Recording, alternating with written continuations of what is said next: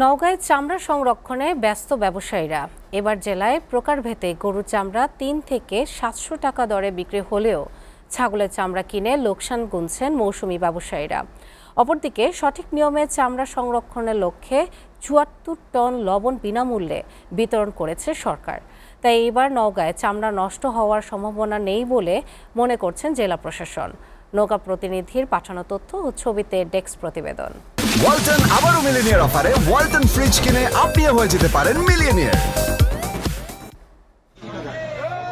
চামড়া সংগ্রহ শেষে সংরক্ষণের কাজে ব্যস্ত সময় পার করছেন নওগাঁর ব্যবসায়ীরা। তারা বলছেন বিগত বছরগুলোতে খুব একটা লাভ করতে পারেনি তারা। এবছর আর্থিক সংকটের মধ্যেও চামড়া সংরক্ষণ করছেন তারা। তবে ভালো মানের চামড়া না পাওয়ার আক্ষেপ তাদের। 18-20 টাকা 22 টাকা কেজি হিসেবে বিক্রি, শুধু লবণ খরচ হলে লেবার খরচটা ওঠে। সেই চামড়াটা আমরা কোনো মূল্য দিতে পারি। লবণ মাত্রার সাথে দিয়েছে সরকার, এই লবণটা যদি ব্যবসায়ীদের মধ্যে দিত আরও বাংলাদেশ চামড়াগুলো নষ্ট হতো না।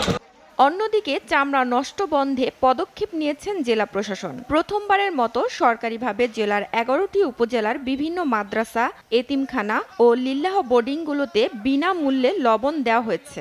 আমাদের 6টা বড় বড় মাদ্রাসায় বা প্রসেসিং করবে, তাদেরকে আমরা প্রসেসিংয়ের যে টেকনিকটা সেটাকে পাওয়ার পয়েন্ট প্রেজেন্টেশনের মাধ্যমে সুন্দরভাবে বুঝিয়ে দিয়েছি। তারা আমাদেরকে কথা দিয়েছে এবং আমরাও বিভিন্ন জায়গায় ইউনিয়ন পরিষদগুলোকে অ্যাক্টিভ করে প্রত্যেকটা পয়েন্ট করে দিয়েছি যাতে চামড়া কালেকশন করতে দেরি না। এবারের ঈদে নওগাঁর 3,78,000 গবাদি পশু জবাই করা হয়েছে, যার মধ্যে সিংহভাগই হচ্ছে গরু। SATV news desk.